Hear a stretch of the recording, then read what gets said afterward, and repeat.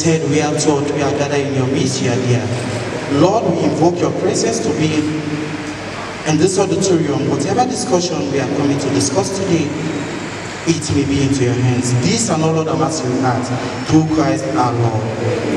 Our Lady of Fatima, sign of the cross. Thank you. Please sit. Thank you, Brother Christopher Baba. I will now call on Brother Mukhtar Fofana to lead us in the Muslim prayer. Can we please stand?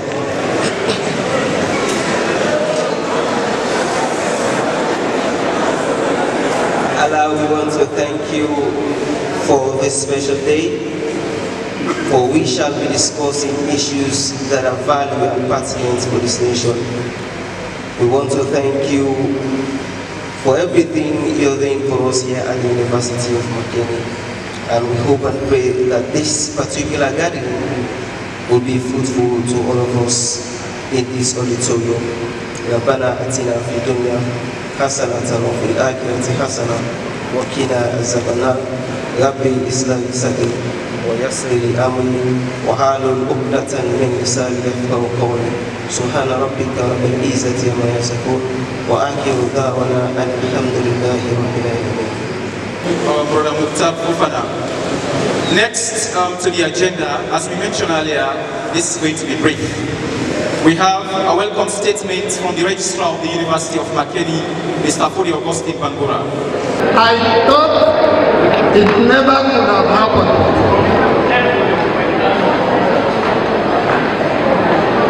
But today we are witnessing the unveiling of the unthinkable.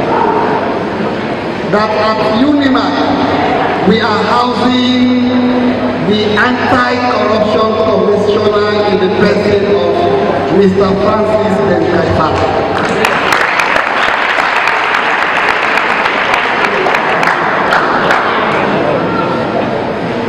There were a lot of thinking going on in the minds of people, but UNIMAC creates the platform to have our well-thinking Sierra Leoneans to be housed here to talk to us about issues of national importance.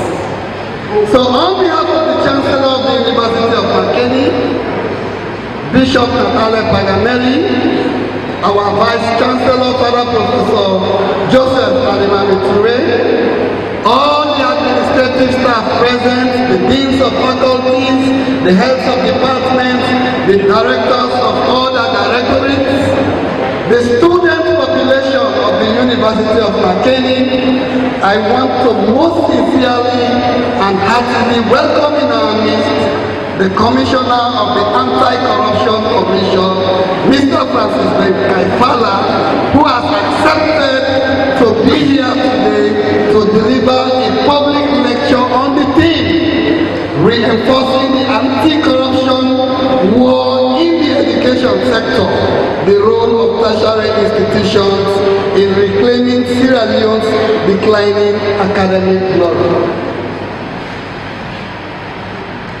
Sierra Leone was known as the Athens of West Africa for several years ago, for the simple fact that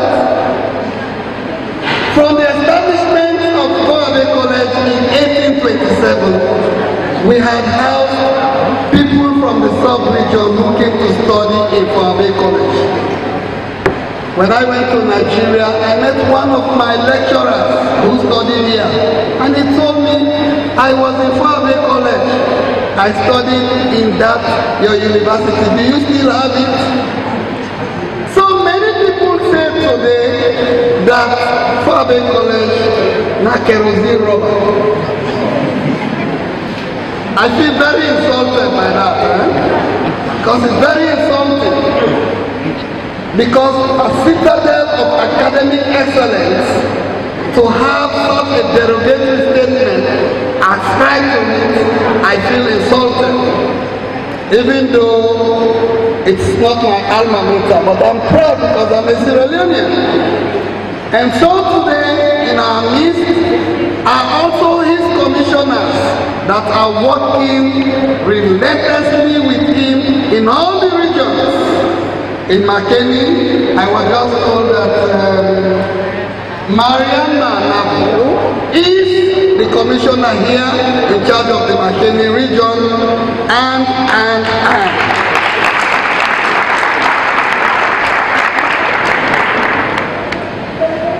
Mr. Commissioner, sir, UNIMAC is a young but viral university that started in 2005 as Fatima Institute.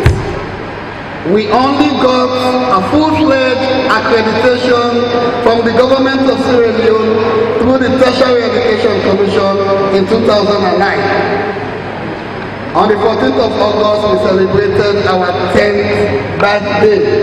So we are just 10 years old, sir.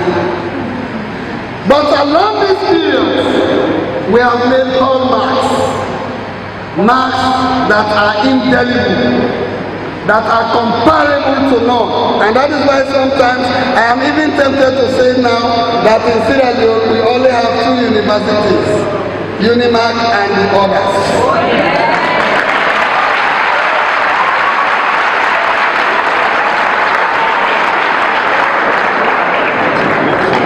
You can even testify. When I was talking to you some few moments ago, you told me something that soothed my heart. And for that, I want to doff my cap for you, sir.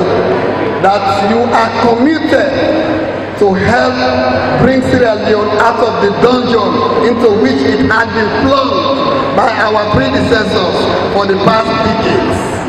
And this is going to be a Herculean task for all of us. Our students here today will be challenged this afternoon in his presentation. How do we put our hands on deck to fight this, well, I will call it this coronavirus? It is not a cankerworm now. It has been metamorphosed beyond a cankerworm now. The issues about corruption are endemic. And so today, fighting corruption, you will also have to get some fighting back.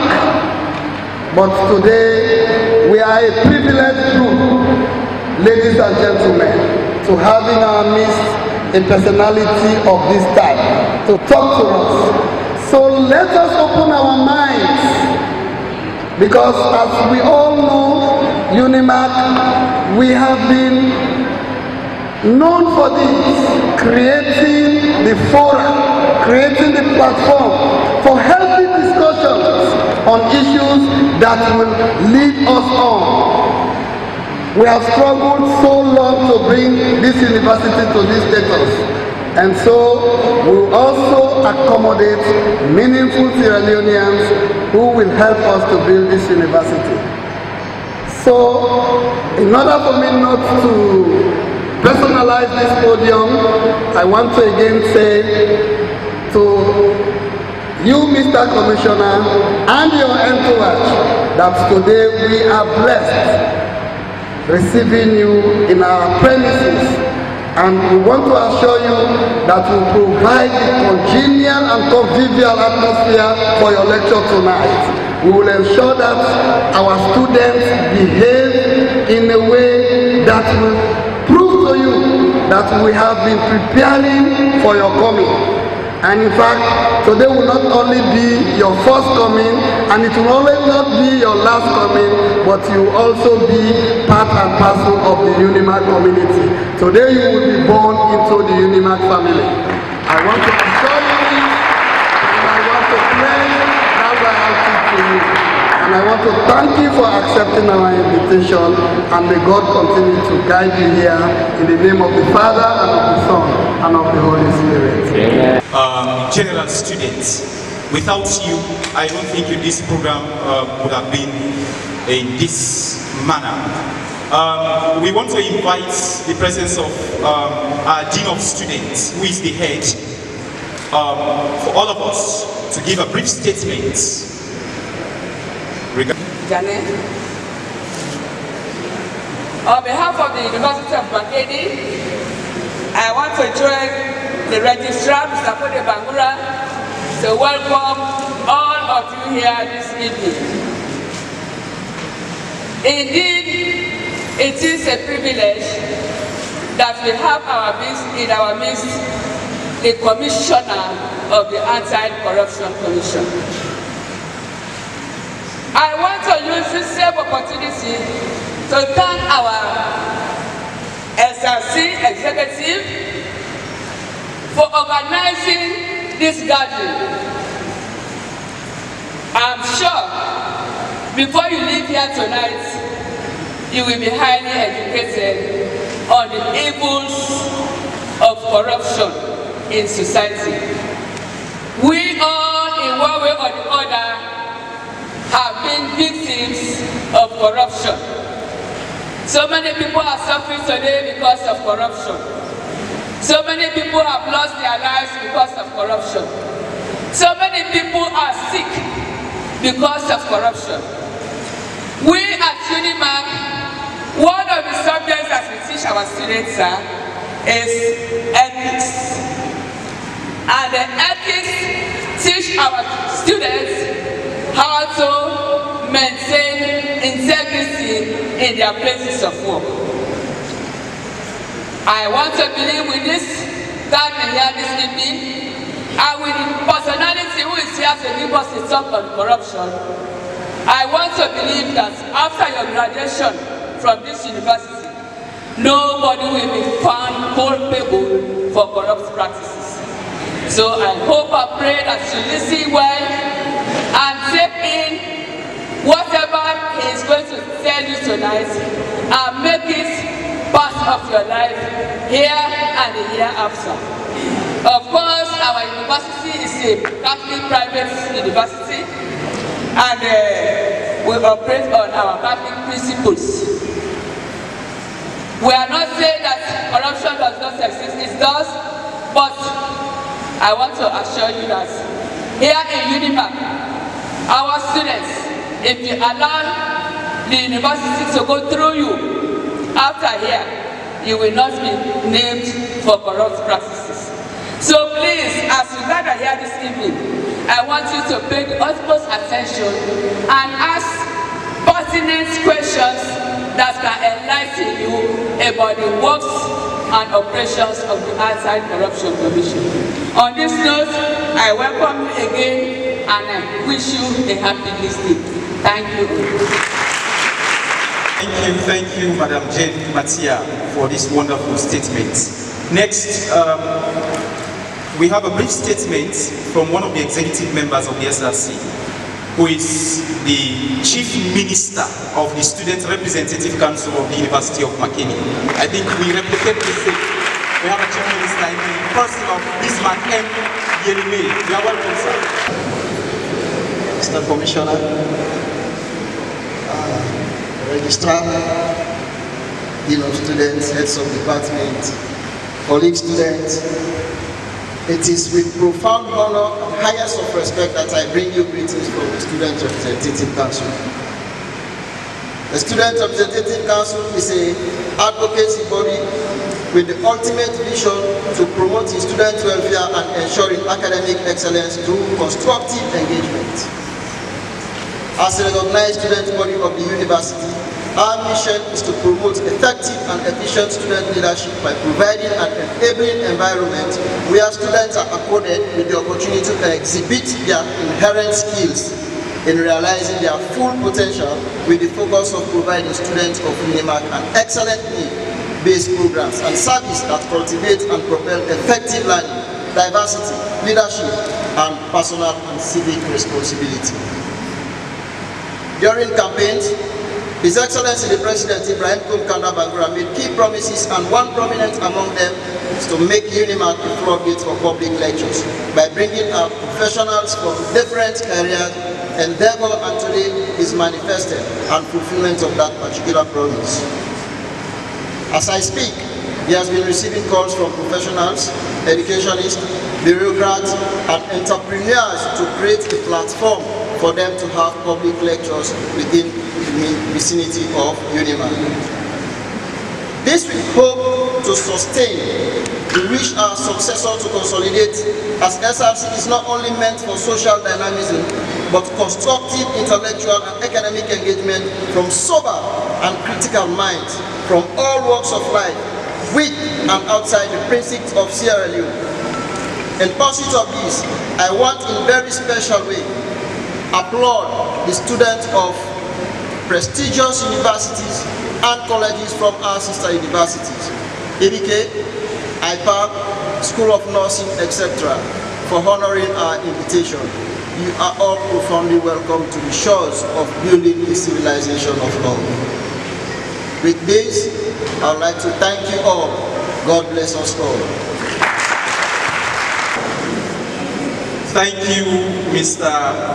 Bismarck M. Yelime, Chief Minister of the Student Representative Council. Finally, I think we are moving to the program itself. Really, the issue of corruption has infringed in our system in such a way that it has affected so many places, the likes of the healthcare system, the likes of agriculture, in the area of finance, in such a way that all of us are suffering that dilemma.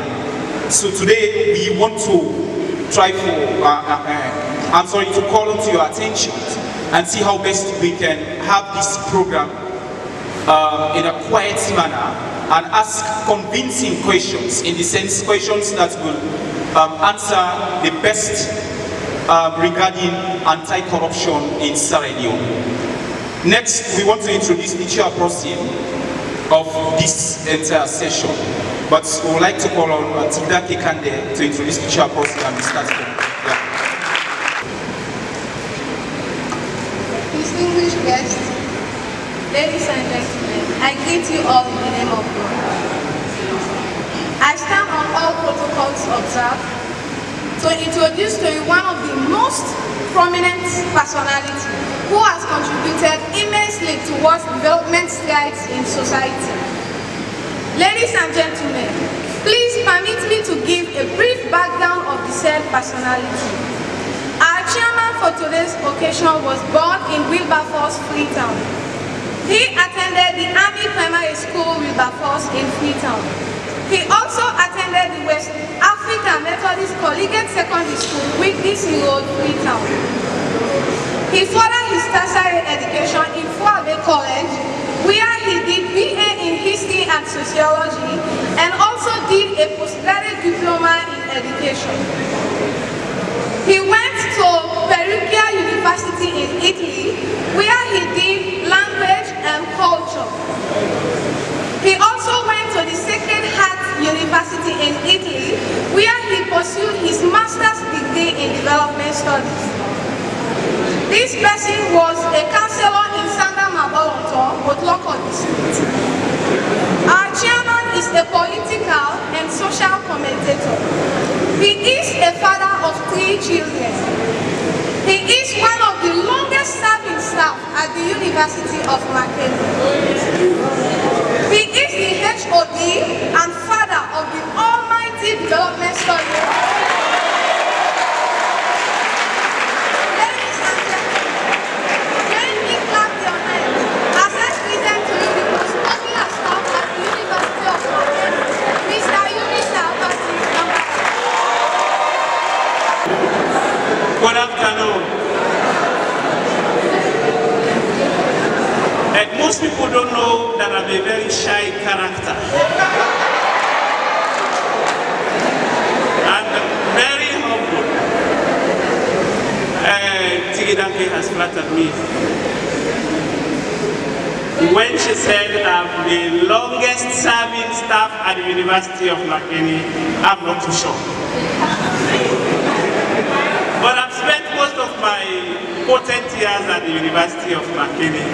Sometimes the history of the University of Makeni will never be complete without somebody having 1 or 2 lines for Eunice and Kamara. When in 2007, our then bishop started the University of Makeni, he wanted it to be a platform for the discourse of national programs. Corruption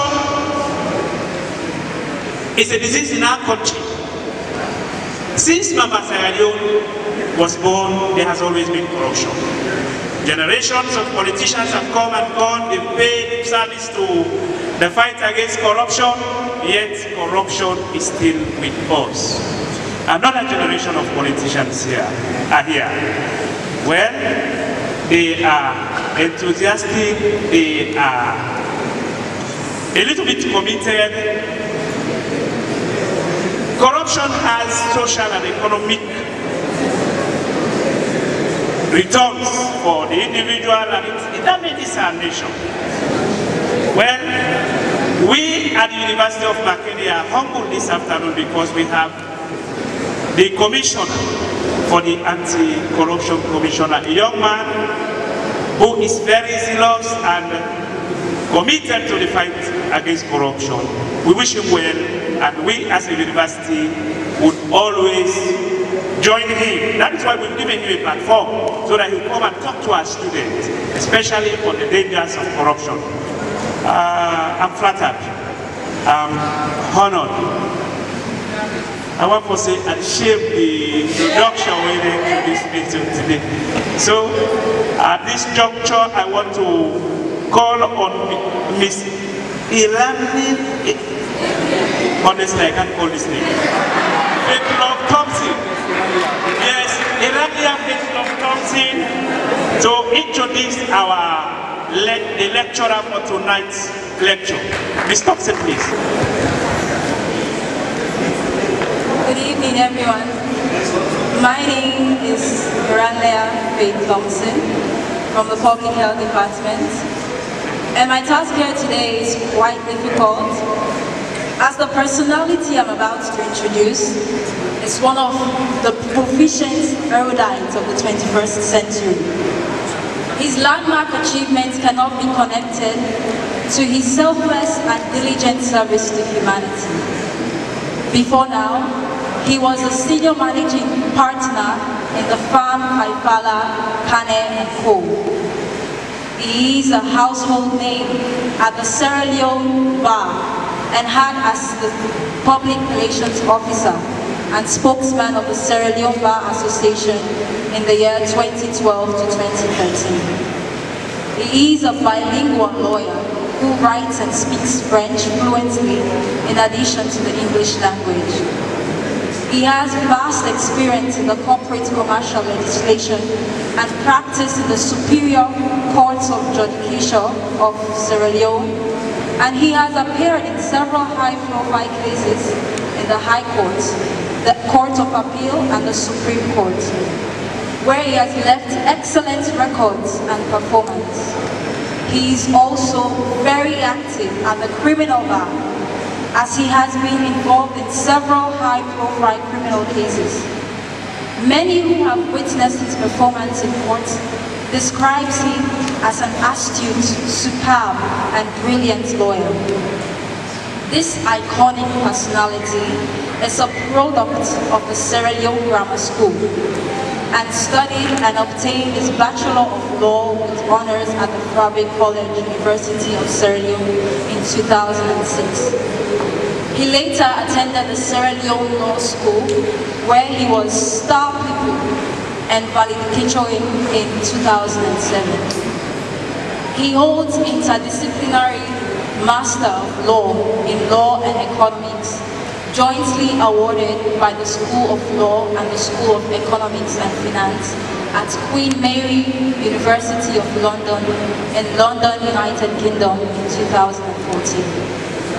He is also alumnus of the prestigious Fulbright Scholarship Program in the US and graduated with the Master of Law in Comparative Constitutional Law, Administrative Law and International Human Rights at the University of Texas at Austin in the United States of America in 2018. He was Human Rights Scholar at the Bernard and Audrey Rapport Center for Human Rights and Justice in Austin, Texas in the United States, where he engaged in enriching human rights work experience and training in that prestigious institution.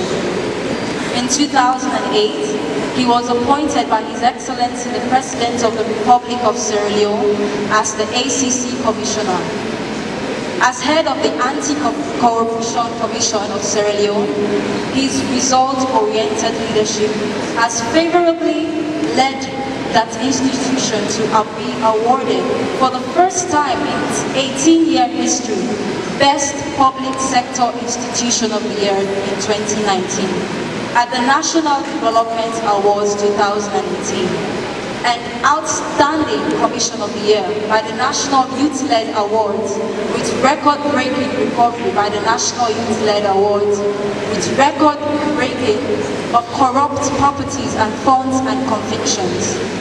Sierra Leone now passed the Millennium Challenge Corporation's control of corruption scorecard from a failing position of 49% in 2017 before his appointment to a respectable pass of 71% in 2018 and increased to 79% in 2019. The country's first ever back-to-back pass of the MMC scorecard, Afrometer Corruption Perception, dropped from over 70% in 2015 to 2017 to an all-time low of 43% in 2018. Similarly, according to the Afrobarometer Corruption Perception Survey of 2018, citizens believe in government's efforts in the fight against corruption jumped from an all-time low of 40%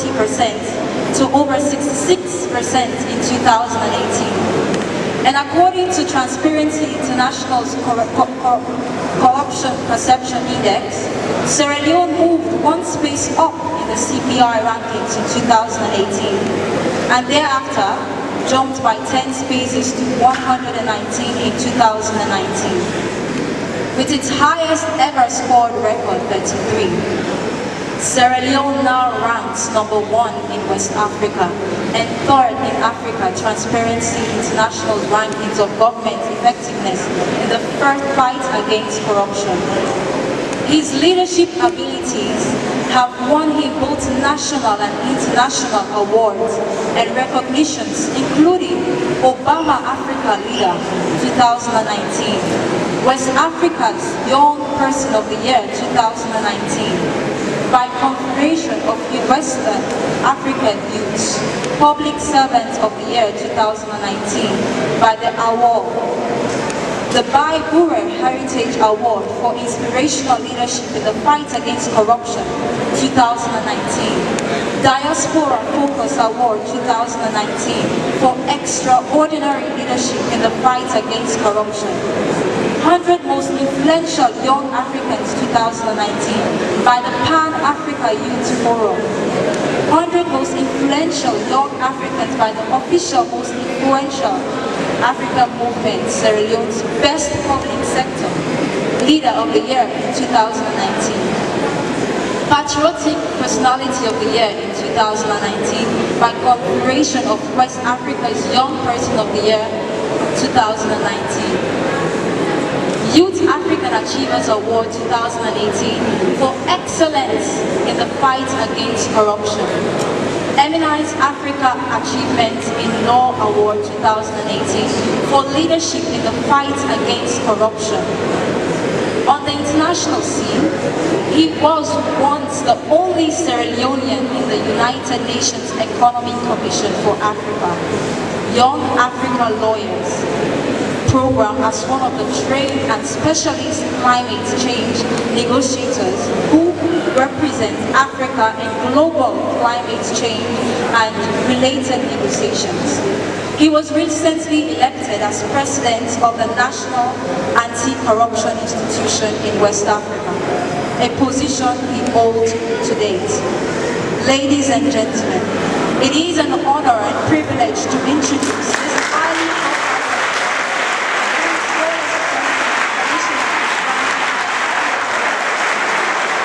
If we want to move ourselves from the mire that we have been put in by generations of leaders, bad examples, the country lacking models for us to change, it is good for us to embrace the fight against corruption. Therefore, I am very happy that the student body and the faculty at UNIMAC invited me to give this talk, which I embrace wholeheartedly. Firstly, because I am myself a Catholic, and the UNIMAC being founded on the Catholic faith and tradition, it has a special place in my heart. But most importantly,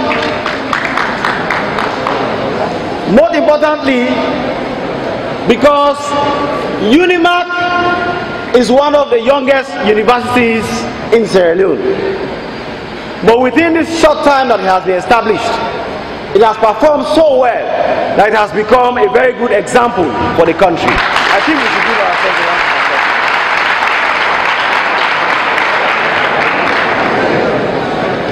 applause. Now, getting down to the lecture itself, this invite comes at a time when the National Development Plans lays emphasis on human capital development, with quality education being emphasized at all levels. We have a president whose vision for socio-economic transformation of Sierra Leone is firmly built on developing an educated population to lead the social transformation decades. In fact, it has deteriorated to the brink of collapse. The truth is, Sierra Leone has one of the highest illiteracy rates in the world. The literacy rate of the country, according to UNESCO, remains stagnant at 48.1% of the total population of the country, with 58.7% being men and 37.7% being women. This is the literacy population, not the illiteracy population. So if you flip it across, the illiteracy population is nearly 60%.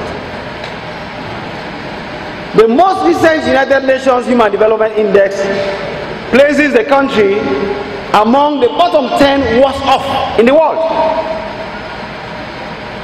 That means this country we sit in, which we pride ourselves to belonging to, is among the bottom 10 worst off in the world for all the wrong reasons. Regrettably, we are what seems to be a point of no return, as the standard of education and output continues to take a nosedive. The institutions of higher learning, as their lower counterparts, which means the universities as well as the primary and secondary schools, remain decayed and mostly dilapidated. There is a lack of adequate and proper facilities that would be useful to students in their chosen disciplines. Some of us we studied out of the country. We studied in Sierra Leone, but also studied out of the country. And if you look at the facilities that we have in most universities, you'll be surprised how backward we are. There is a lack of adequate and proper facilities that will be useful to students in their chosen disciplines. We have a situation in this country where students are studying the sciences, for example, but the laboratories are not even equipped with the basic materials for their studies. We have people who study disciplines and they've never had engineering, say structural engineering, but they don't even have the right places where they can practicalize their experience. That is what we sit on as a country.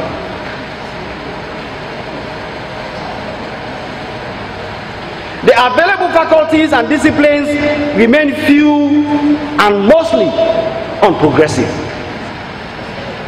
The disciplines we have in Sierra Leone, which people study, are so few. So we are scrambling over things that other countries have moved past. Most teachers or lecturers do not necessarily teach students well enough to be able to be competitive.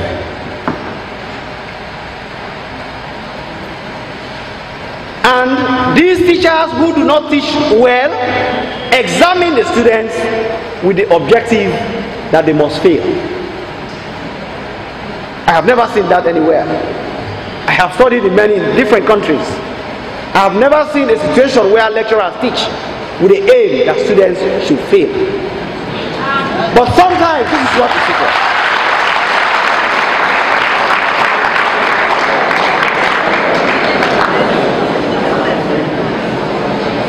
There is little incentive to attract qualified teachers. There is little incentive to attract qualified teachers to help raise the standard of the faculties in our universities. You may not believe this, but I sacrifice without any pay to be lecturing at the university. I currently lecture commercial law at the university because I wanted to help in working with the schools to raise the standards of the faculties and departments in my own way. So I still lecture as I speak with you 3 hours every week in the university at Frabe College in the law department. But I am doing it for free. For people to be able to provide their expertise, the education that they have over the years, it is not cheap.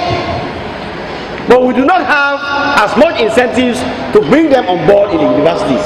So most times we attract people who are not well incentivized to be there to teach, although there are many people who, of course, with even the bad conditions, are sacrificing a lot to make sure that things improve.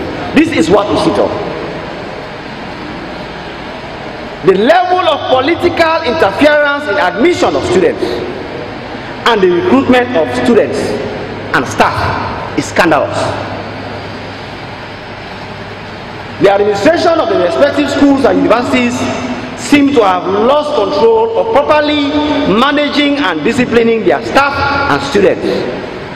Above all, majority of students are awarded lower class degrees that inhibit their ability to be awarded serious scholarships or gain admission into world-class universities. This is what is happening in Sierra Leone.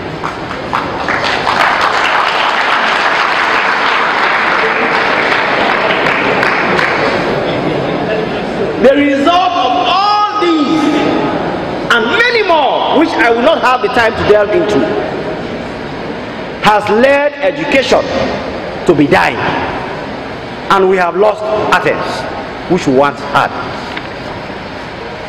It is important to note that since the rise of the anti-corruption agenda in the 1990s, a wide range of reports, conventions, and legislations have emerged aimed at enforcing and promoting transparency, integrity, and accountability, particularly in developing countries. Nonetheless, despite the relative widespread implementation of anti-corruption reforms and institutional solutions in Africa, for example, no more than 21 countries in Africa have enjoyed a significant decrease in corruption. In fact, 27 countries in Africa have become worse off than they were in the mid-90s. The same could be said of other parts of the world. So the story that I am telling you here is not just common to Sierra Leone. It's an African crisis. For a successful approach to preventing corruption and morally reprehensible behavior, in addition to punitive and institutional measures, we also need to understand the challenges and the determinants of corrupt practices before tackling the illegal or otherwise antisocial behavior.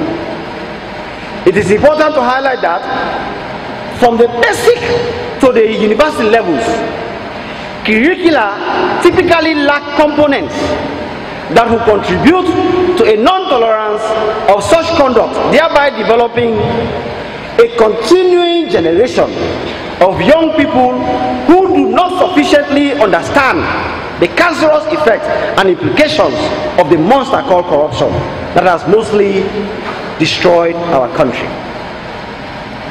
Our curricula may be a Unimark you have, but mostly what we teach our citizens who go through the university system, who go through the school system, lack components that train them to be responsible citizens, that sufficiently have what you call training and understanding on ethics, on accountability, and on transparency.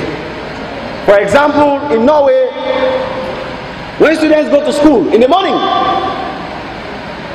they ask them, "Good morning, student. Good morning, auntie. How are you?" What you should not do, you should not take what does not belong to you. That is a good morning. In Sierra Leone, I live close to a nursing school. Every morning they wake me up. Blah, blah, blah, shit. Have you any wood? Yes, sir, 3 bags full. Juxtapose these two trainings. You are telling 3-year-olds at a very early age, do not take what does not belong to you. And yes, we are continuing to teach them blah, blah, blah shit. Things that we can sing and dance about but really have not much meaning for their civic education to development. This is the foundation upon which all of us have been built.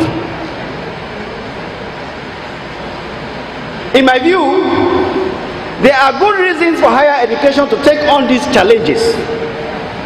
First, on a national level, corruption is considered one of the major obstacles for meaningful democracy, economic wealth, and human well-being in all countries. How well a country stands today in the Human Development Index, and I want you to listen to this. How well a country stands today in the Human Development Index is directly related to how well it has control. It has controlled corruption and how much of its resources is lost to corruption and other economic hemorrhaging. No matter, pick any country in the world. If it is good, if it is doing well, if its citizens are better off, there is a direct relationship of how effectively it has controlled corruption. Corruption cannot be eliminated. It cannot be eradicated. Corruption is like a virus. And a virus, almost all of us sitting here, we have various viruses in us. In fact, even HIV, which is considered one of the most dangerous viruses, could live in us. But if we control it in such a way that it does not interfere with the functioning of our system, we can go about our business without anybody having to know, without it decapitating us. That is how corruption is. If you think that Commissioner Kaifala was appointed to come and eradicate corruption, that is a mistake. But I am here to help the country control corruption in such a way that corruption does not decapitate the country, so that we can live with it, but be able to provide schools, water, roads to be developmental, for the economy to function well, and for us to enjoy the quality of life that the Sierra Leonean deserves. That is what the mission is. Eradication is impossible because we are human beings, and human beings are corrupt by nature. We are greedy. We want everything that we do not have. We will always live with it. But we make sure that those who go beyond the boundary understand that there are consequences for their action, and we take action on it so that other people can look at it and say, no, let me live within my means. That is the mission. Second, apart from direct costs, both Percy and grand corruption erodes social trust and contributes to enforcing dysfunctional norms in society. As a social trust is needed in most undertakings of collective action, this can in turn undermine the ability of states to collect things like taxes. So basically that's it. Corruption basically is like this virus which you can live with. In the United States of America there is corruption. In Norway there is corruption. In Switzerland there is corruption. In Botswana there is corruption. But they have controlled corruption to such a degree that it is not damaging the fabric of the country, and the country is functioning. Third, societies governed by corrupt systems and unethical norms provide a breeding ground of economic crisis. Let me repeat this, particularly at the time when we are saying the ground dry. Societies governed by corrupt systems and unethical norms provide a breeding ground for economic crisis. Whatever the underlying causes of economic and financial crisis, many governments react to it by introducing what we call austerity measures. But that is not the solution. The combination of crisis and austerity is likely to amplify unemployment, poverty, inequality, which in turn directly and indirectly may lead to increased morbidity, mortality, and human suffering. So, if the system is already corrupt and you want to soak the ground by introducing austerity measures that you think can solve the problem, you are merely compounding the problem. Because it is corruption that is responsible for everything. You first have to tackle it. Adding to that, austerity measures often strike particularly hard against those unconnected with the causes of the crisis, which may further lead to an erosion of both trust and legitimacy in our democratic institutions. When you try to solve the problem, sometimes when you solve it, it's in fact the corrupt who will benefit. The people who are suffering will not even benefit from it, because that is what corruption does. Adding to that, because of the negative feedback loop, the situation provides a delicate social trap from which escape is particularly impracticable. As Nobel laureate Elinor Ostrom warned, it seems that by one-sided focus in rationalism, society, including higher education institutions, has produced individuals incapable of solving the problems of the social trap. What it is trying to say is simply, we have economic crisis now, not so? Our country is facing difficulty, not so? Have we not been producing economists? Don't they teach economics at the University of Makeni? So why don't we have the solution? It's because the system that is already corrupt is producing people who cannot solve the social trap. That is the problem. We have economists who are not economists at all.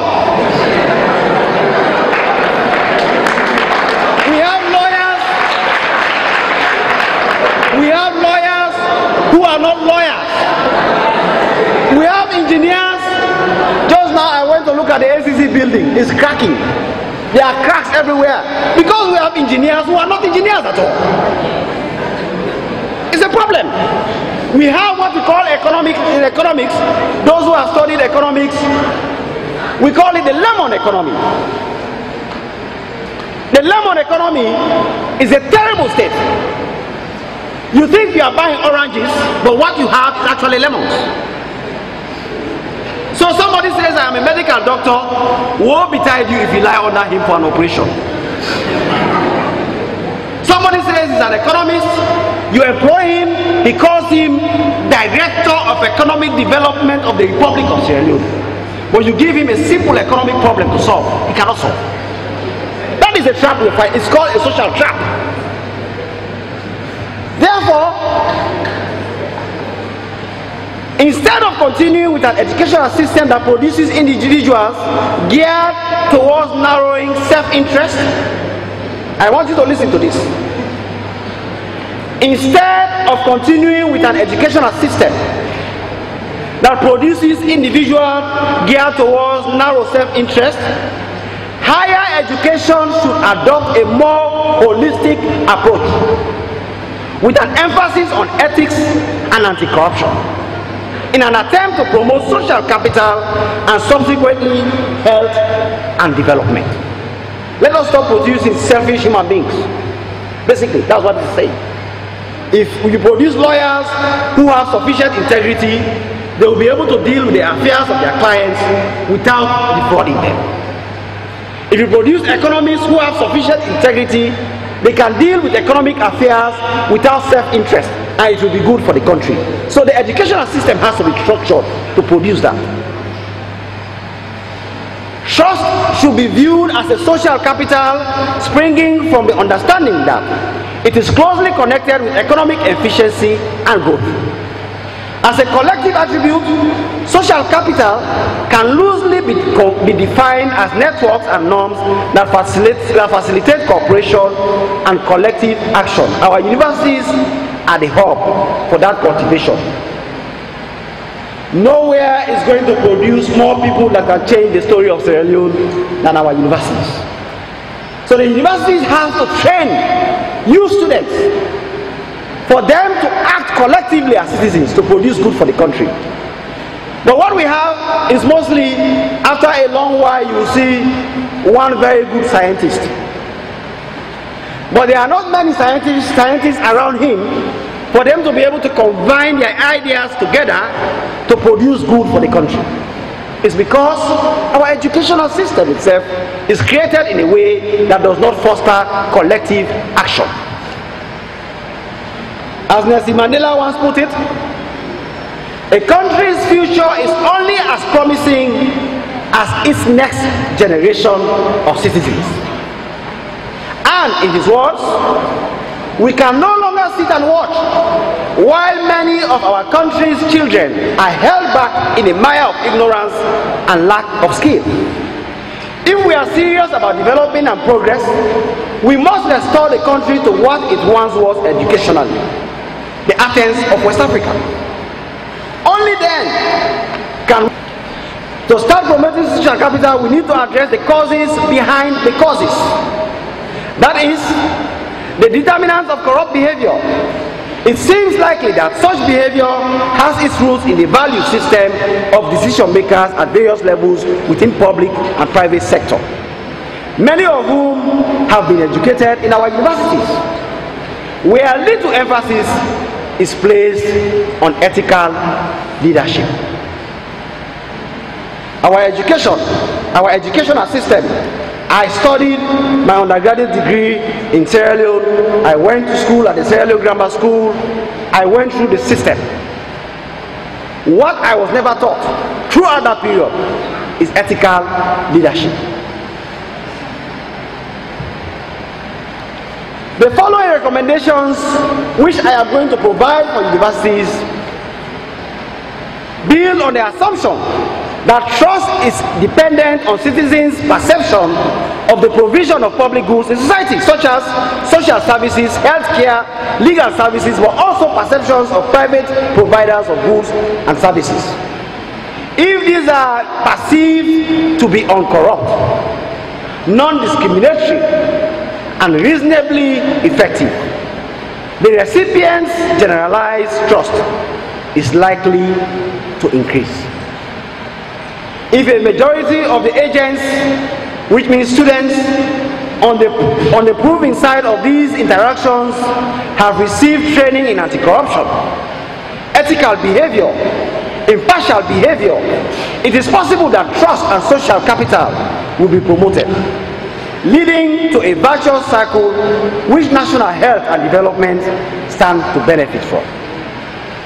Therefore, if we are going to change the story of this country, there has to be a new approach to education, a new synergy for education, a rallying call for education.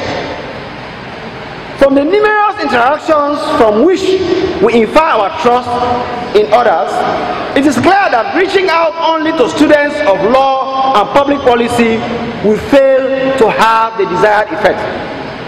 So when we are planning ourselves, most times we want to train the lawyers well because we think that they are the ones who will make our laws, they will be good. We want to train those who are doing public policy. You say, I'm going to PAM, Institute of Public Administration and Management. They are the ones who are trained on ethical leadership. That is a mistake. It's a serious mistake. Because in this country, there is no particular profession which occupies particular areas except those limited by law. So, in the banks, you have people who have PhD in history, who are managing directors of banks. You have people who did physics and chemistry, who are managers in our banks. You have bankers, they are trained to be bankers, but they are economists. You have engineers who are central to every procurement activity that happens in this country. We have doctors, nurses, administrators alike, who are all acting in various sectors, including the health sector or the business sector, whatever sector you go.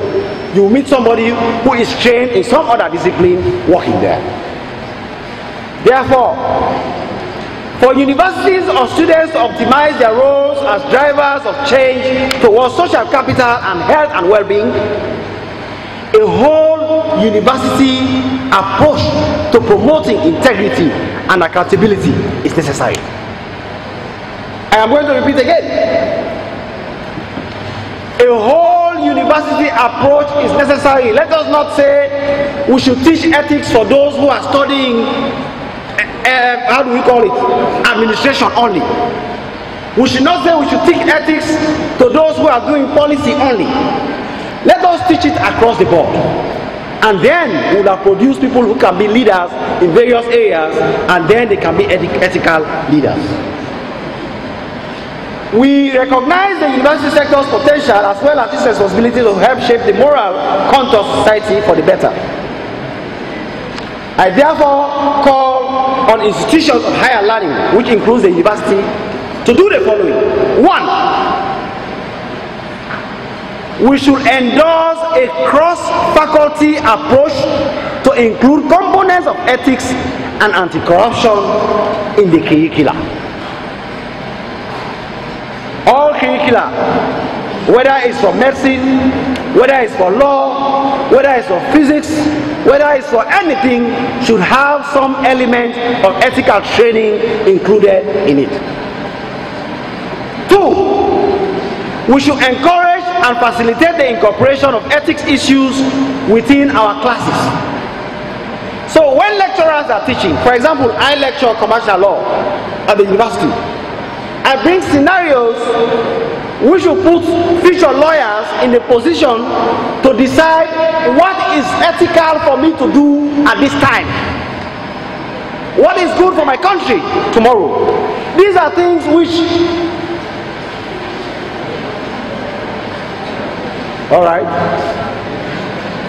these are things which we have to take steps to incorporate.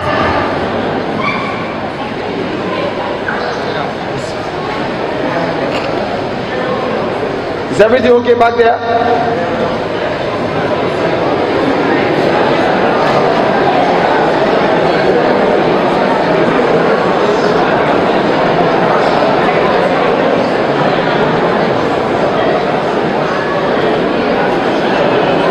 All right, that is a little break. Anybody who has water can drink. Let me drink mine.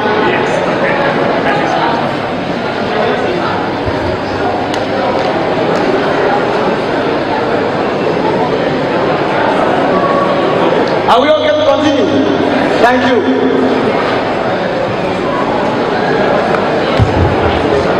So I was saying that lecturers and teachers have to inculcate things that promote ethical leadership.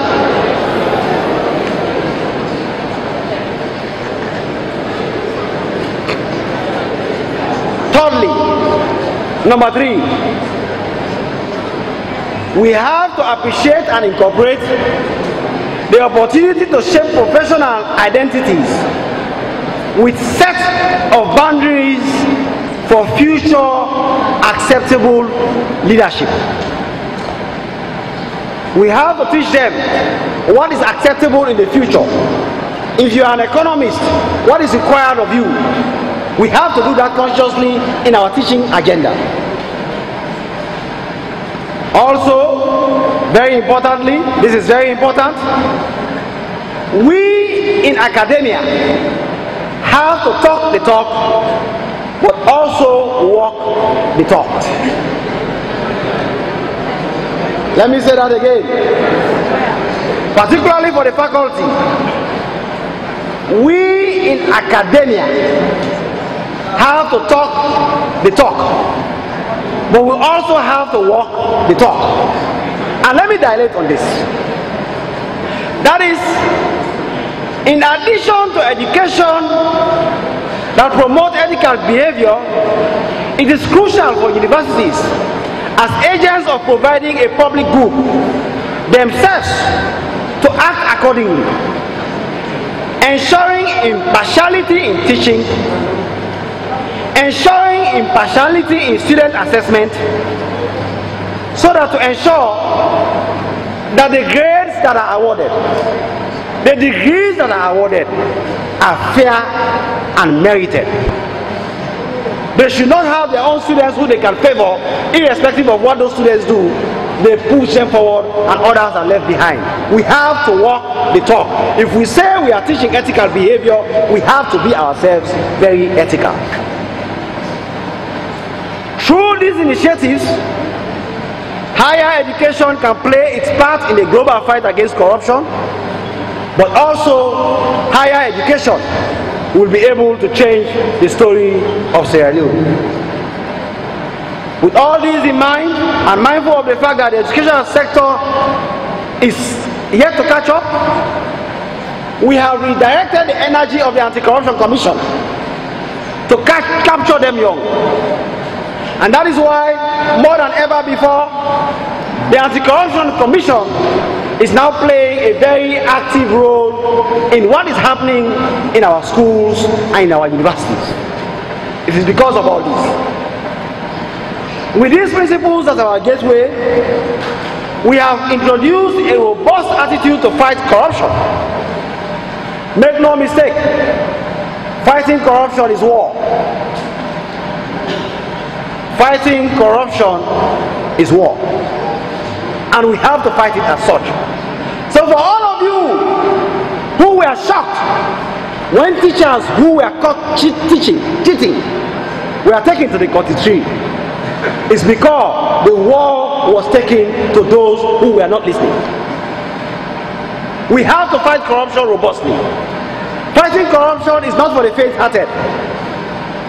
It is not for us to continue to baby corruption as a country. We have to understand that if we are going to succeed in the fight against corruption, even the boundaries of human rights have to be defined. So if people think that the Anti-Corruption Commission is going to be there distributing coke and sandwiches to people who arrest, you should think again. That is the war. And we have to set the right examples so that we can create a generation that understands that there are consequences for our actions. And to be able to learn from good examples, to understand that from honest labor, one can succeed.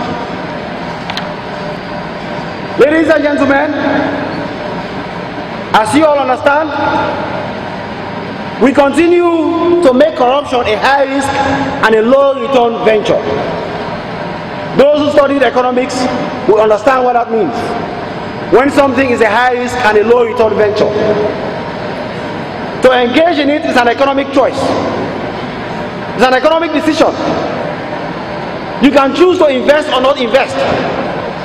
But if it is expensive, it's a high risk. If you invest and it is risky for you, very few people will be willing to take the opportunity. That is what we are doing with corruption. And that is why we have amended the law to strengthen the fight against corruption, to increase the punishment, to increase the accountability regimes in the country, to make sure that there are consequences for non-disclosure of assets, to make sure that other areas that were loopholes in the anti-corruption laws are closed. And as you all know, all these are yielding dividends. We are performing extremely well, not just very well. We are performing extremely well in many indices that we were not performing better before. In 2017, we are failing in the MCC scorecard at 49%. Today, we lie comfortably at 79%.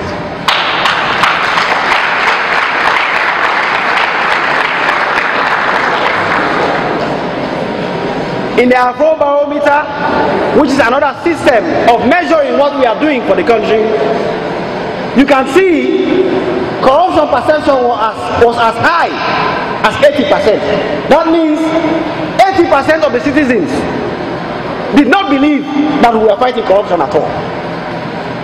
Today, that has dropped down to 43%, which means we are making a lot of progress even for our citizens. Transparency International, for example, we are jumping at a very high rate. For example, between 2017 and 2018, we jumped only one space. One space, from 130 to 129.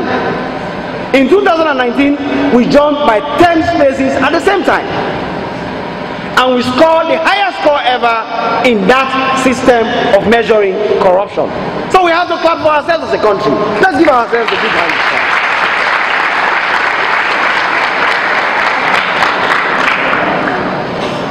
With all these happening, distinguished ladies and gentlemen, we have to understand that when we fight corruption together, whether it is in academics, whether it's at the national level, it is for the good of the country. I was speaking with your registrar moments ago, and what I was telling him is that there is no road in Sierra Leone where there is a gatekeeper standing to say this road is only for Timni people. A Mende man cannot pass. There is no road in Sierra Leone that says this road is only for a Mende man. A Timni man cannot pass. So when we make roads, we are making it for everybody. The same thing happens for hospitals. Is there anybody who knows of a hospital where there is somebody standing to say a Limba man or a Loko man or a Kisi man cannot enter? So when we build hospitals, we build it for everybody. But what is happening in Sierra Leone is that we are using these petty differences to mask the real truth. For us to unite ourselves in the challenge to confront corruption. So, our universities continue to be poor. I don't think there is any system at any university that records how many people from a particular region can be registered and how many people should not be registered. So if our universities don't have chairs because of corruption, we are only doing it to ourselves.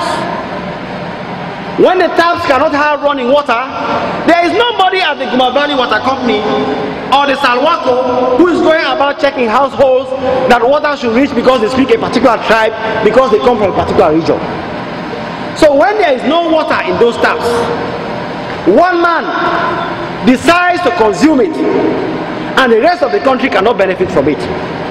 And when you hold him to say, Mr. Kom, you were given $100 million to provide water supply in a particular section of society. Where is the money? He starts jumping to say, it is because I speak this particular tribe. It's because I come from this particular region of the country. That is not the truth. The truth is, if we are going to collectively fight corruption everywhere, we have to be united as a people. To understand that corruption is not discriminatory. If our hospitals are not good and you are sick, if you go there, we have a lemon economy, not so. We think that we have oranges, not so. So when we go to hospitals and doctors are there, we are expecting to be good doctors, not so. But when they are operating on you and electricity goes, there was no question what region you came from. You will die. Therefore, as a people, Mr. Chairman, members of the faculty of UNIMAC, students, distinguished guests, I am calling on you to understand that we have a task at hand. Our economy is lemon. We have economists that are not economists. We have lawyers that are not lawyers. We have engineers that are not engineers. We have doctors that are not doctors. We have lecturers that are not even supposed to be in the classrooms.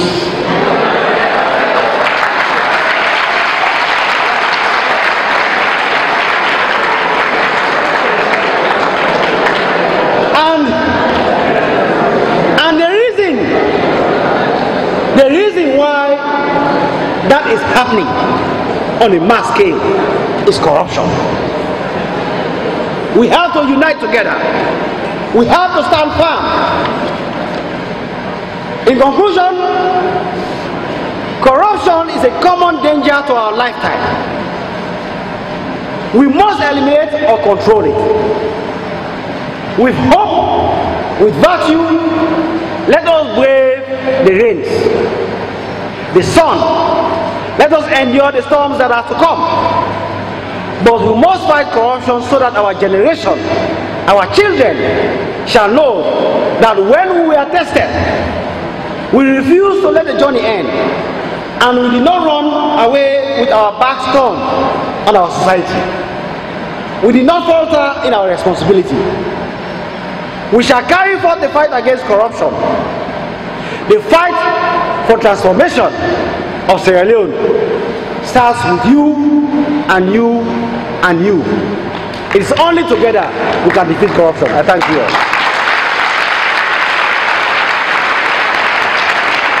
Mr. Commissioner, our country is at war, and the ACC will not continue to distribute coke and sandwiches to the corrupt.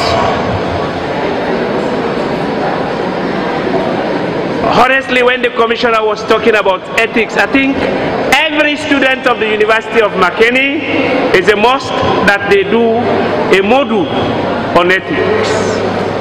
And development studies year 1, year 2, they also do something on issues that hinges on corruption. But we are a brand new university, we are flexible. I don't want to be arrogant, but I promised the commissioner, but when I was listening to his lectures, there are a few things which will add, especially on the university studies curriculum. I think a couple of days ago, I called my friend to come and talk to our student about corruption. They are 2 students. I think he still owe me that. Thank you, thank you, thank you. We are on Radio Maria 101.1 in Makeni. The commissioner will take few questions. Just questions. And just don't give the mic to whoever. Yes. Forget what you do and your question. I am Ibrahim Darami. Quite a lot of you might have been hearing my voice all over the place, but I'm here today physically. I am very familiar with the Anti-Corruption Commission. Thanks to the administration here to ensure I physically meet the commissioner today. Patrick and other guys here know me. I am part of the fight. I'm just trying to kind of mobilize to join the commissioner. But let me give you 2 contrasting analogies with respect to what he said earlier. You have 1 minute. I do. Please, sir. The thing he spoke about the children from Norway that said, if you know it is not yours, don't take it. It came from a Ghanaian who used to come here every year to join us to commemorate the day of the Anti-Corruption Day. He said when he went to Norway, he checked into a hotel. In between where the activity was, there was a school. So he was hearing this, and then the children were saying something in unison. He asked a colleague he met in Norway, and he was told, the teacher will say, if you know it is not yours, and the children will say, don't take it. But let me give you the contrasting one we have in Sierra Leone. There was a joke all over the place about a Fula, a Sanako of man, who found a bag full of money and chose to declare the money because it was not his. That man slept in an empty stomach, and everyone was making fun of it. So meaning, we are telling the children invariably that if you see something that is not yours, what do? Pick it. There's nothing wrong about it. I'm part of you guys. I'm today related. I'm going to help you fight this war. But fighting corruption is real war, even for some of us who stand for the right thing, to ensure malfeasance is wiped out of the communities. We are kind of at fault. But thank you very much. I wish I had more time. Thank you. Mr. Chairman. May we listen, please?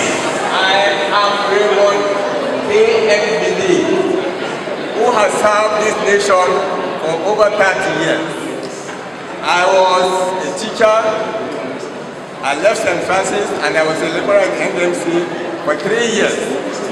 I went to Mutimagai, I went to University Kenya, I came out. And I got the civil service. Hello, I will call your name.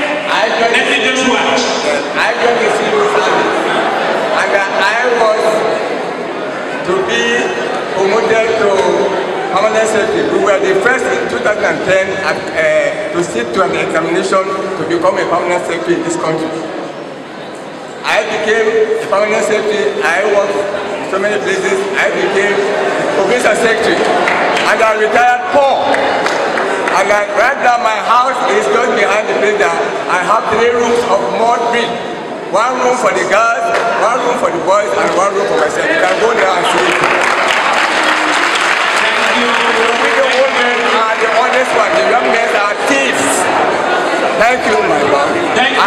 What are you doing for the poor that left honestly and served so much? What are you doing for them? Okay. Nothing. What? Yeah. According to statutory provision, one will realize that the president has autonomous or very powerful in the fight against corruption, in the sense the president actually appoints the key players in the fight against corruption. When we are talking about corruption, we are not going to isolate the contribution of the audit service, public procurement, and all those players actually that's involved. And the president here has a very huge role to play. In order, it actually appoints those players that actually involved, the head of those players. So actually, that sends actually a strong sense of undermining the fight against corruption in the country. So what has the Commission done in order to have to curtail this problem? Because the problem is the president actually has a lot of terminal service. So your question is because the president appoints this commission. This commission actually undermines the fight against corruption in this country. So what has the Commission actually done towards that? Okay. Yeah. What I was asking was, if a student like me, I've studied for 4 years or 7 years, and went for a job interview, I was not employed because they employed someone who is not competent for the job. And what are the strategies put in place? Because most of these students have become ATA-based leaders and frustrated. What are the strategies put in place for them? So your question I have to ask is that I had a lecture about fighting corruption. All those who are capable of taking care of themselves, they benefited. So I want to ask a question: how can we fight corruption for the benefit of all, instead of those who are capable of taking care of themselves benefiting? How can we fight corruption for the benefit of all? The question for sure is that he has been a dedicated public servant that rose as far as provincial secretary, permanent secretary, but he has a little house where there's only 1 room for himself and his children. Obviously, he's basically saying that honest leadership does not necessarily produce. Please, can we have it quiet, please? Please. Honest leadership or honest ethical leadership cannot necessarily lead to reward for the citizens. So what are we doing about it? Well, sir, I can say this for sure. You see, when a society is built on the foundations of integrity, it takes care of the elderly. So there will be enough resources. For example, you don't have to worry about getting housing when you retire, because the government can produce a system where housing can be provided for you even when you were working. At the time when you were a young man like me producing, you could be living in your own house and some part of your salary is taken from it without even you noticing. So by the time you retire, the house belongs to you. That is what is happening in other countries. But because we have a corrupt system, okay, let me give you this analogy. It's like a basket. The basket has to be full for it to go around, for the food to go around. But if the basket is not full, because some other people are making sure that there are holes underneath and they are drawing it, it will never be full, not so. So the little that is there has to be prioritization for where it goes. And there will be many places it cannot go. Even Jesus Christ, when he was to feed the hungry, how many loaves of bread did they bring to him? 5. With how many fish? They born again. Jesus Christ was the biggest economist. Because he had to multiply the bread and the fish before he fed them. If he were not a good planner, he was going to take 5 bread and give out. He was not going to feed the hungry. 2 people were going to eat it and the rest of mankind was going to be hungry. But it became 500 and more bread, and there was even more left in the basket after everyone had eaten, and for it to go around and have the example. So basically, what I'm trying to say to you, sir, we are in a chicken and egg situation as a country. The basket is never full because people are stealing from it. And because people are stealing from it, there is never enough to make roads, provide water, pay salaries, be able to provide housing for the elderly, and many other things, including healthcare. And that is why we are now working towards ensuring that we do something about it so that the basket is fuller and more can go around for people. It may not probably benefit you now, sir, but your children and grandchildren will benefit from what we are doing, and that is what I want all of us to do. Now there is another question which says the appointment of key players. The law is the law. All of us appoint our parliamentarians to parliament, not so? Not so? They are supposed to go there to take our concerns to parliament and to be able to change laws from within. So if there is a problem with the appointment of the commissioner because he's appointed by the president, it's for somebody to change it. The commission does not change law. Even the law that governs the Anti-Corruption Commission, just a simple amendment to increase the punishment. We fought over it for nearly a year.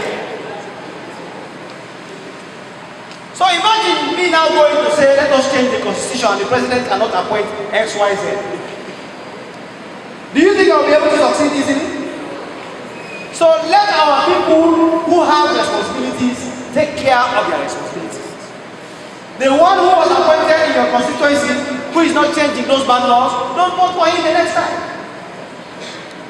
Or you make him to promise to you that when he gets to parliament, he will change X, Y, Z law for the benefit of the country. I'm sure that is the best way to deal with it. But when it comes to the power of the president and things that are within his prerogative, I have little to do with it. Me, I have the role of fighting corruption within the mandate in Section 7 of the Anti-Corruption Act 2008. And that is what I am focused on. There's also a question about what strategies can we employ to avoid corruption in employment. Not so? The lady. Well, you see, one tragedy that we sit on as a country is because we have not built a society that is based on merit. There are several other things which are important to us, and merit is probably the least of them. And how? We all know them, not so. The tribe, not so. The region, not so. Where I come from, where you come from, what is your name, what language you speak, are you my friend, are you my uncle's friend, are you my brother's friend? A society that does not lay primacy on merit is a problem. And that is why all the things you hear, tribalism, nepotism, all kind of isms, they are all vestiges of corruption.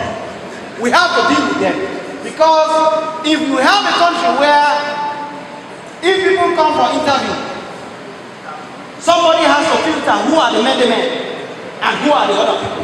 And only the men can have the job. Then we are in serious crisis. Because the men may not necessarily have the right skills. And it happens for every tribe. If we have a society where we have to filter who are the team leads, who are the Limba, who are the Kisis, who are the Sosos, who are the Fulans, before we decide who gets the job, there's a problem.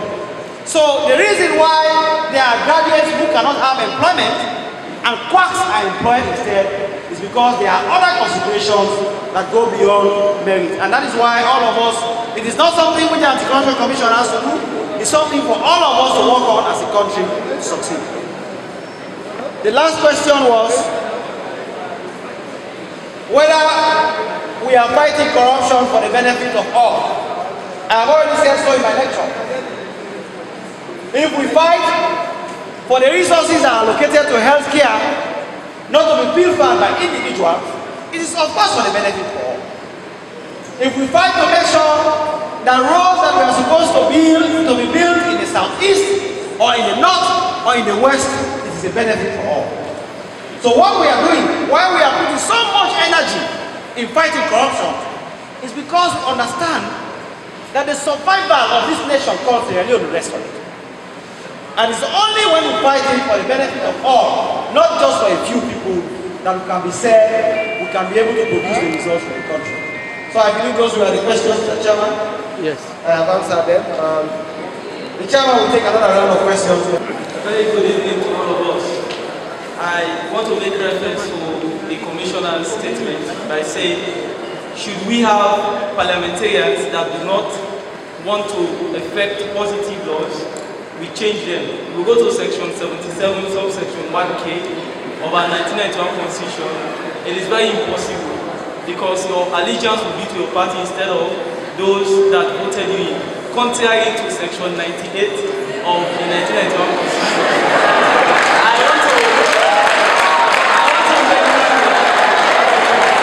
I want to make reference to section 23, subsection 4 of our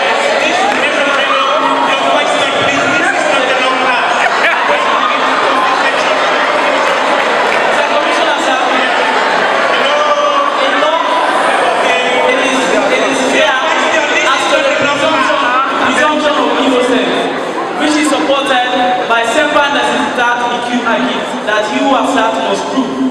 Now I have two circumstances. Pursuant to the Tijanja law allegations against Chief Minister, which to us it is a best practice as journalists, when you have a scoop, you cross-check with the individual in question. And your mandate as provided for by Section 7 of the ACC Act of 2007 makes it very clear that when somebody has some issues of allegation or some issues that surround corruption, the person needs to be questioned. And most recently, we saw the Alpha Tibo issue, where an allegation was made on him and he was questioned. So we want to know in this house today to have the assurance as to whether they are separate.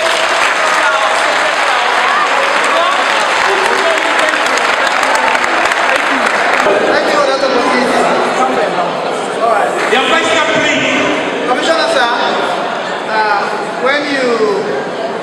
most of us who are your fans ended up frowning at you when you said corruption cannot be eradicated, it can only be controlled. That is honest of you, like Samuel, but I'll advise next time, let's be optimistic about fighting corruption, please. My question, point 28, second sentence, corruption is a war. The only way to win a war is to confront the enemy. The Auditor General's report presented to you a long list of enemies. What has the office done? Thank you. Hello everybody. My name is Val Rogers. I'm a final year medical student of the College of Medicine and Allied Health Sciences. Since corruption has entered the fabric of the medical sector, my question is, what has the ACC put in place to fight corruption in the medical sector and to prevent corruption in the medical school? quote unquote, repairs them, he say. And he said when they went to hospital, the doctor that they always and said that free health care, the doctor that he told the medicine there. So what has the ACC put in place to fight corruption in the medical sector? Thank you. Mr. Commissioner, sir. Over the years, I am Ibrahim Shekukan, but you can call me Aristotle. Mr. Commissioner, sir, what is your take on the ongoing commission of inquiries? Because on the issue of the white paper that was sent by the chief ministers, calling a group of cabinet ministers grand racketeers in his word in quotes. Most of them, up to date, we haven't seen anything of verdict being passed by all the 3 judges I have for that. So on that note, what would be the side of the ACC in case any of them is found guilty? What would be the side of the ACC?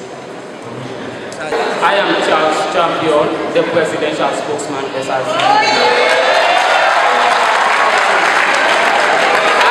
Recommendation for you, sir. In China, when you are caught corrupt, they dealt with you mercilessly, and in fact, at times they take off your life. So I want to give this recommendation. Since corruption has eaten the fabric of my common mother in Mabole, I want the same thing because Sierra Leone is a learning country and we want to match with the rest of the world. I want us to emulate those values in China so we can put a stop to this endemic.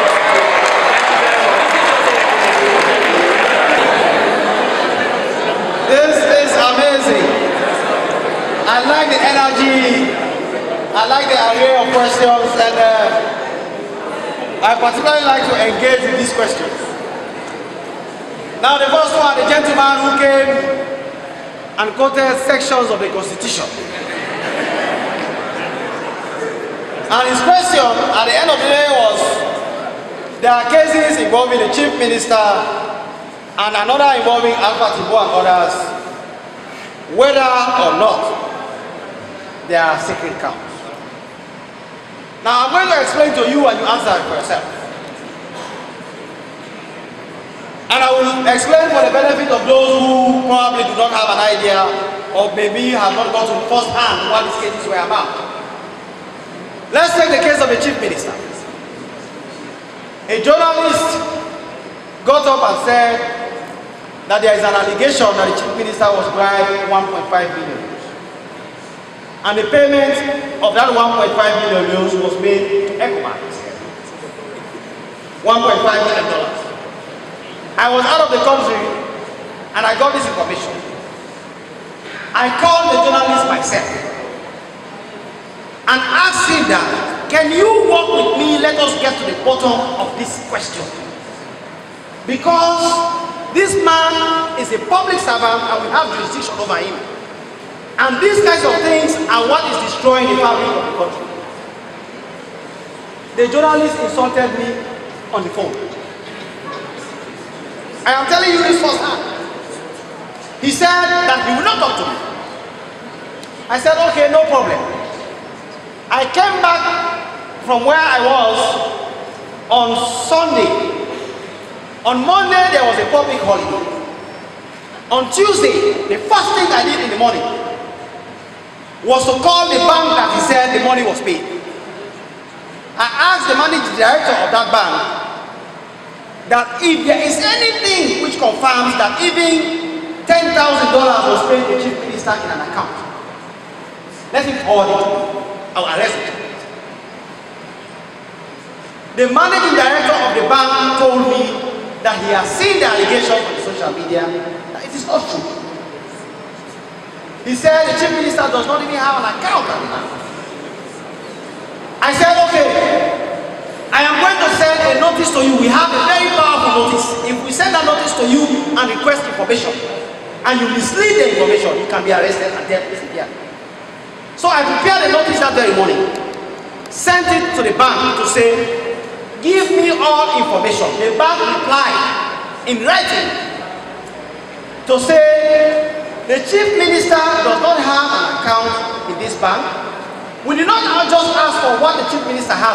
We asked for any information, anything that the chief minister has connection with. Because their account could be a company, you are merely a member of the company. So anything that has to do with him, we said give it to us. The bank replied in writing to say, the chief minister does not have an account with us. He has a travel card. The travel card has zero balance because it has never been charged. Therefore, there is nothing in this bank that relates to the chief minister. Now, as a commissioner, I went again to the journalist and asked him, can you still just tell us where you got this information from so that we can go there and try to get, maybe you missed the bank. Maybe it's the kind of information that you had, but we have the powers and resources to go to the bottom of it. Before I could remember, the journalist was on radio saying that I am the blue-eyed boy of the chief minister, so he cannot give me the information.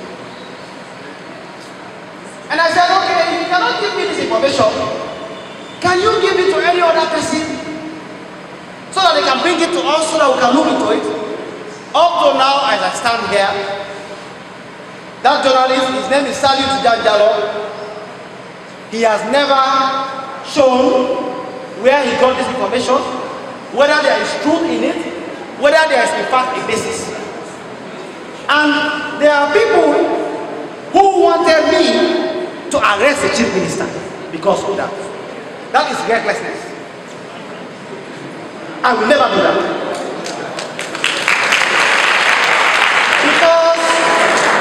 Because you cannot weaponize the commission.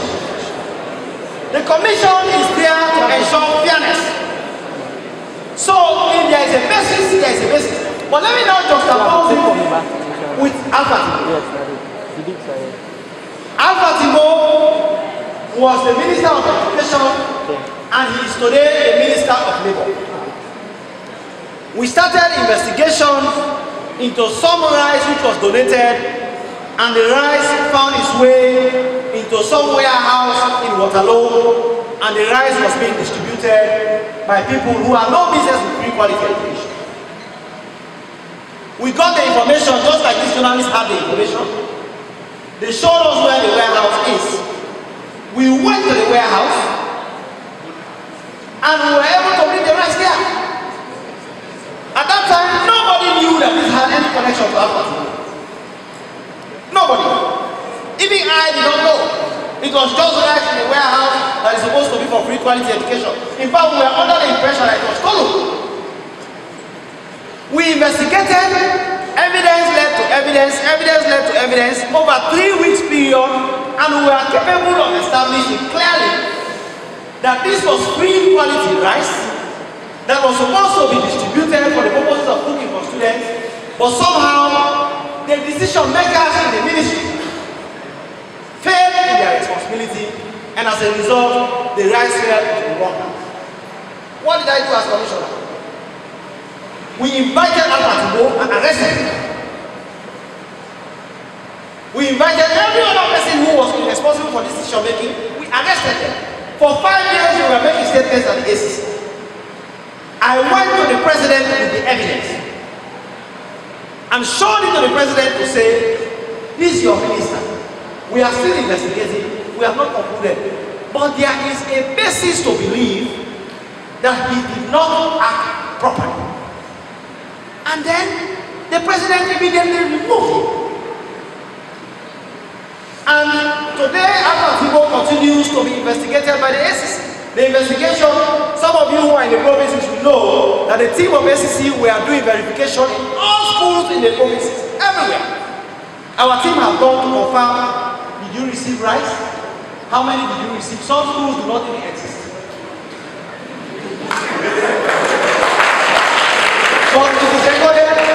But it is recorded that 300 bags were sent to that school. Some schools, you meet the principal, and one of the schools, the principal is a reverend father. And the reverend father said, let God forgive their sins. Some schools, they will say 500 bags were delivered, it was only 200 bags delivered. Some schools, they have never seen a grain of rice, but it is recorded that 1,000 bags was taken there. And in fact, to make it worse, some private schools who have nothing to do with government receive 1,000 bags. Now, for the gentleman at the back who asked a question, is there a basis in the Alpha Timbo investigation? Is there not a clear basis? Did I not act on it or am I not acting on it? For the same gentleman, is there any basis for the chief minister investigation? There is nothing. So, whilst I am commissioner of the Anti-Corruption Commission, nobody is going to weaponize the commission. You either have a basis or you go on and go with it. Now, the second question is the Auditor General's report. They said, what have I done with the Auditor General's report? When the Auditor General's report came out, I called a press conference, not so. Many people here must have watched, not so. And we laid out a clear map as to what we were going to do. But as you all know, as the gentleman was quoting the Constitution, there is a section in the Constitution which says that Auditor General's report is for Parliament. Parliament should look into it before anybody can do something about it. I did not make that law. It is there. So we have gone and laid out a clear map as to what we want to do. We want to start investigating, we want to start arresting people, we have to hold them accountable and everything. Every morning I wake up, there is a call for Parliament to say, Mr. Commissioner, please, we gave you that power. You cannot use it for this one. You have to do it. The law is the law. I cannot be holding people accountable based on the law and I am myself breaking it. However, what I can assure you is this. We have a clear roadmap as to what we are going to do with the Auditor General's report. The days when the Auditor General's report were considered to be mere opinions is no more. We are going to act on it decisively and very well, and everybody knows. I assure you. On a question from Madam Rogers from the College of Medicine, she says, what are we doing in the medical sector? And one thing I can tell you is that there is no sector which we are not engaged in right now. As I speak with you, we are about to charge somebody who is working in the medical sector who was engaging. He was head of procurement in the, I think it's a pharmaceutical board. So he was basically, he had his own company that he was winning the bids for procurement in the pharmaceutical board, and he will supply the medicines. So he already had insider information and he was doing business with himself. That investigation is complete. As I speak with you, the indictment is almost ready. I am assuring you, Madam Manzo, within the next 2 weeks, you will see an indictment of somebody of that. But quite apart from that, there are many investigations we are doing in the health sector. The doctor in Bo, you should know him, Dr. Samai, is standing trial in Bo for taking a generator from the hospital where there is no light in Bo and taking it to his house so that he can sleep in comfort in the air condition. So patients are involved. Listen, let us not laugh about these things. Let us not laugh about these things. These are the things that are happening. Dr. Samai is standing trial in Bo as we speak. As I speak with you, there is an investigation going on in the Federal Hospital. A hospital that was built to provide a cost-effective services for the people of Sierra Leone. We want to know what was the foundation for them to have all those acres of land that they are enjoying. What was the foundation upon which they were supposed to provide services? What promises they made the people of Sierra Leone, and which ones are they fulfilling? And I speak ongoing. I can name any. So I assure you, we are very active in the medical sector and will continue to do so.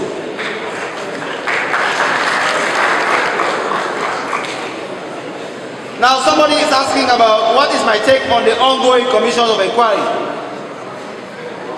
Again, these are all things that are out there. You see, the Commission of Inquiry has its own mandate.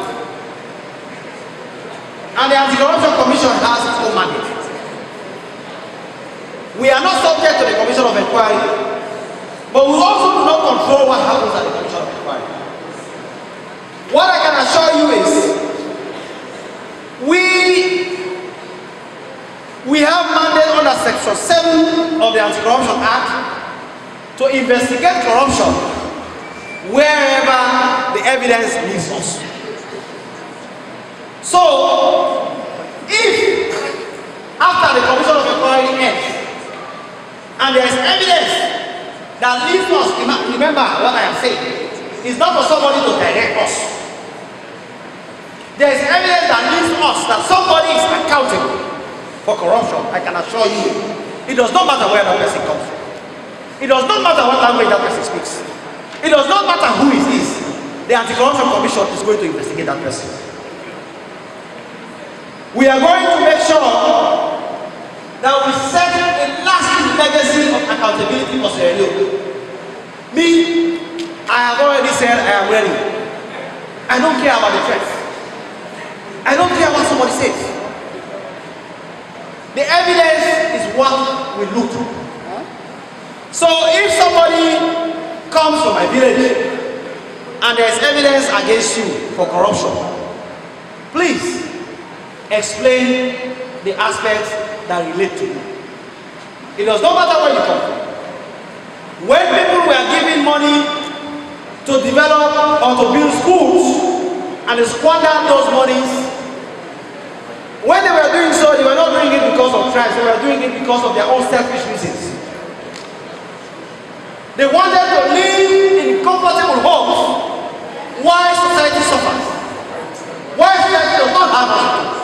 Why society does not have roads? Why the schools are not properly populated? Why people don't have resources to compete with the rest of the world? When those people are called upon to answer, I am promising you, it does not matter who they are. They are going to have to answer for their crimes. To apply the China approach. In China, Singapore, and other places, how they were able to transform their society into societies of accountability was how seriously they took the fight against corruption and the nature of punishments they applied. So in China, if you are a mayor of the city and you are corrupt, they just cut off your head and society continues without you. If you are a structural engineer, you go and build a bridge, and because you don't want to put quality cement in the bridge, you put poor quality cement in the bridge, and the bridge collapses, they just cut off your head. So, here we are in Sierra Leone.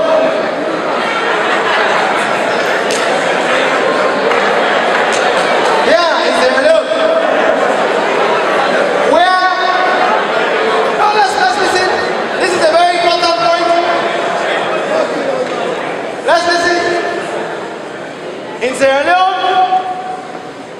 a society takes a particular crime seriously and shows how much it wants to deal with that crime by the punishment it inflicts for it. And that is why, for generations, certain crimes, it was death penalty. You commit murder, you are guilty, you cut off your head, not so? In Sierra Leone, not too long ago, we caught people red-handed, cheating. Principals were taking students to their rooms, giving them typewriters, bringing specialized teachers to take exams for the students and take it. We met, they were in a hall like this. They will take a bag, like we do for collection in churches, and collect 50,000 from the students. And then they go to the teachers, and the teachers answer, number 1A, number 2B, number 3C, number 4. And they go and photocopy it. We made the photocopier there. And they distribute it to the students in the examination hall for 50,000. And those students gain admission into Unimark, into IPAM, into Frambe College.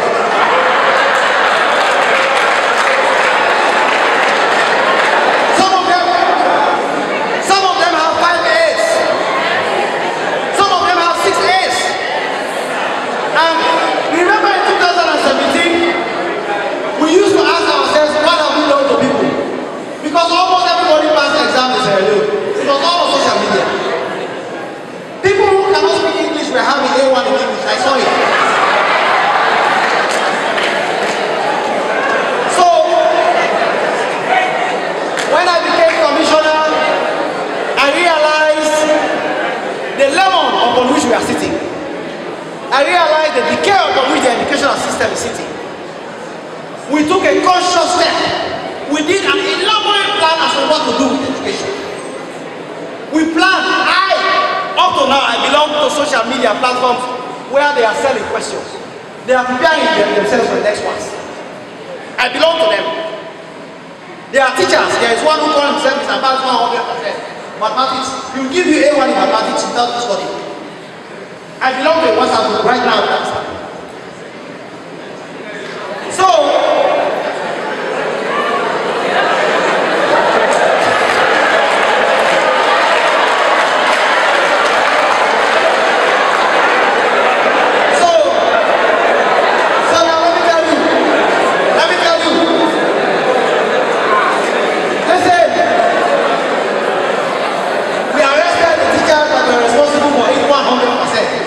there was no question, there is no doubt. On Saturday we arrested them. All of you saw the evidence on social media, not so? We put it there. There were videos, there were papers, it was a well-publicized way. On Monday morning, we took them to the constitution to tell you these are the people who were arrested. Some people almost came for my head.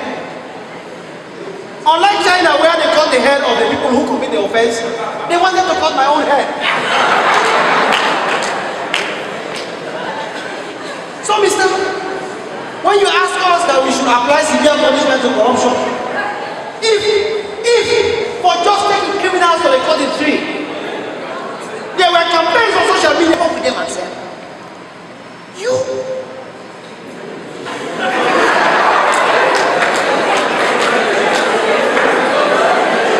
I became the enemy. I saw this country rise against me in a way that I will never forget my time. But in the meantime, the people who were arrested, after I was humiliated, when those people were released, the students were waiting for them. They sang with them from the Anti-Corruption Commission to their homes, saying, when God don't help you up, ACC will put you up. This is a reality. So, mister, for your question, I don't know. It's a recommendation also. Go to Parliament and implement it.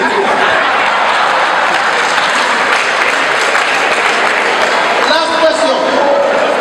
Last question. A very meaningful question came from a lady. Very powerful question. Who says,